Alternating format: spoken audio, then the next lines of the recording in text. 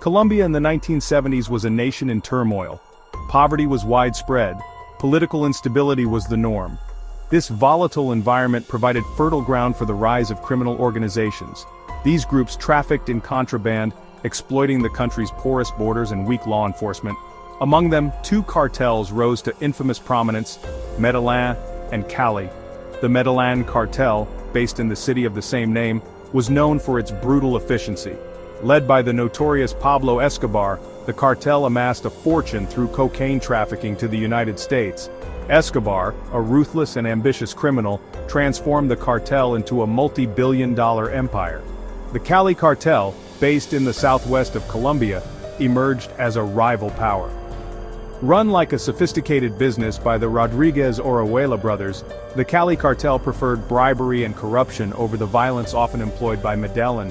While less conspicuous than Escobar, the Cali Cartel built a vast network, extending their influence throughout the Americas and beyond. These two cartels, though rivals, shared a common goal: to dominate the lucrative cocaine trade.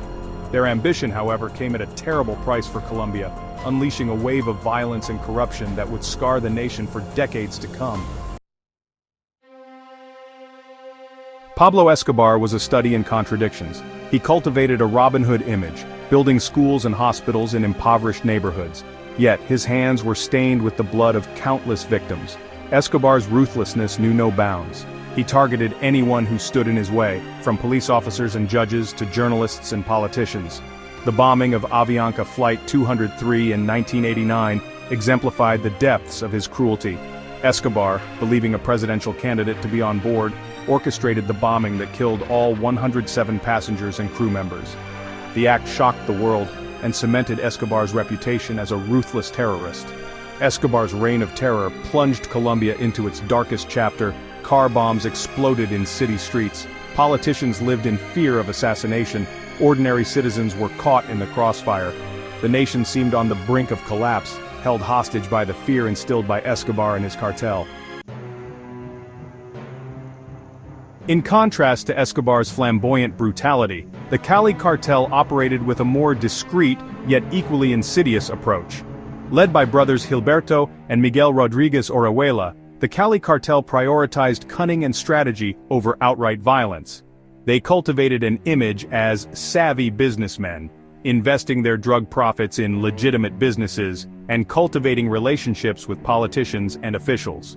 Their strategy of infiltration extended to law enforcement and the government. Through bribery and intimidation, the Cali Cartel infiltrated every level of Colombian society. Their influence was pervasive, allowing them to operate with a degree of impunity that fueled their rise to power. While the Cali Cartel preferred subtlety, they were not above resorting to violence when it suited their needs. Their hitmen, known as Los Pepes, people persecuted by Pablo Escobar, waged a bloody war against Escobar and the Medellín Cartel. The streets of Colombia ran red with the blood of both cartels' victims, a testament to the corrosive power of the drug trade. The rivalry between the Medellín and Cali cartels escalated into a full-blown war in the late 1980s. Escobar, feeling the pressure from law enforcement and rivals, lashed out with characteristic brutality. The Cali cartel, sensing an opportunity, responded in kind, leveraging their network and resources to strike back. The streets of Colombian cities became battlegrounds. Car bombs exploded with terrifying regularity. Assassinations, kidnappings, and torture became commonplace. The violence left thousands dead, both cartel members and innocent civilians caught in the crossfire. The cartel war paralyzed the country. Fear permeated every aspect of life. The government seemed powerless to stop the bloodshed. The conflict only served to strengthen the resolve of the United States, which viewed the Colombian cartels as a growing threat to its own national security. The cartel's influence extended far beyond the drug trade. They sought to infiltrate and manipulate the very fabric of Colombian society. Through bribery, intimidation, and violence, the cartels exerted control over politicians, judges, and law enforcement officials. Escobar, in a brazen display of power, even managed to get himself elected to Congress. His wealth and influence bought him loyalty and silenced opposition. The lines between the underworld and the government blurred, as the cartels used their ill-gotten gains to corrupt the institutions meant to uphold the law.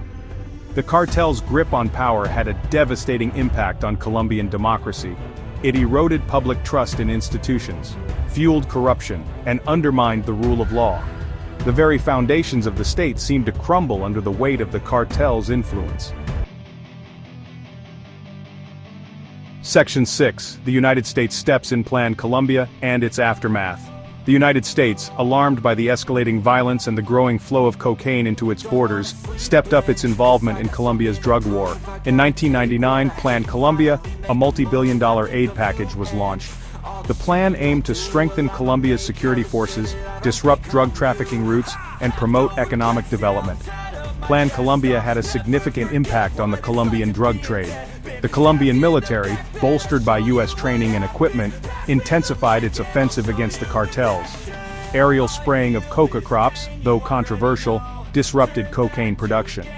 The cartels, under pressure, began to fracture and splinter. However, Plan Colombia was not without its critics. Some argued that it militarized the drug war, leading to human rights abuses and displacement of rural communities. Others pointed to the fact that it focused primarily on supply, neglecting the demand for cocaine in the United States. Section 7. The fall of the kingpins, the end of an era?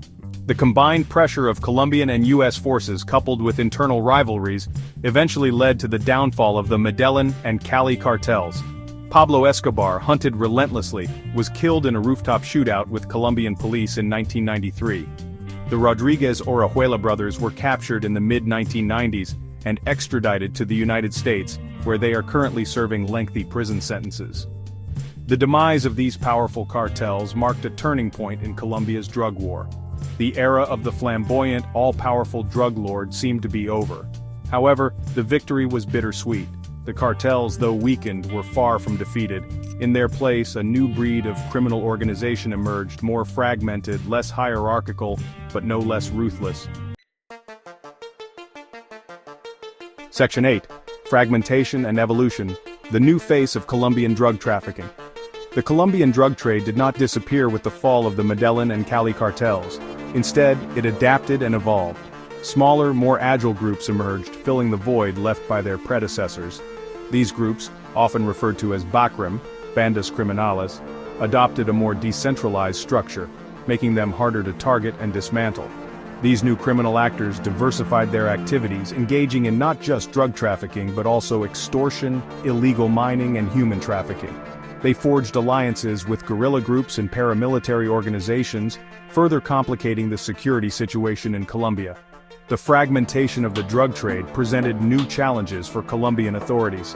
No longer facing a single monolithic enemy, they were forced to adapt their strategies to combat a multitude of smaller, more elusive criminal groups. Section 9. The legacy of the cartels. A nation scarred, a world changed. The legacy of the Colombian cartels is a complex and painful one. Their reign of terror left an indelible mark on Colombian society, fueling violence, corruption, and a profound sense of distrust in institutions.